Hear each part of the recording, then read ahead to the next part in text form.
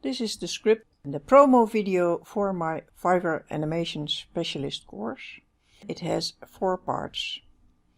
The first part is, who is the course for? If you are an Explaindio user, or if you have started out with whiteboard animation and you see the possibilities, but you have not been able to make money with it, then this course is for you. Welcome. Then there's the part, why should you take this course?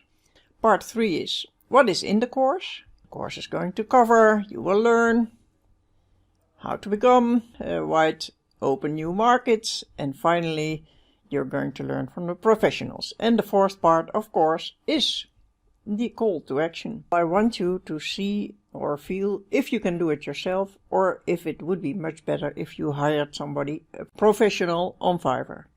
In my case, I'm not very good at it. It always sounds in my own ears like I am to do a play in the theater and that I'm very amateurish.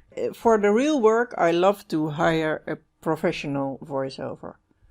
If you are an Explaindio user, or you have started out with whiteboard animation and you see the possibilities, but you have not been able to make money with it, then this course is for you. Welcome to Fiverr Animation Specialist. There is a huge demand on Fiverr from buyers who are looking for whiteboard animation, animated text or animated figure animations.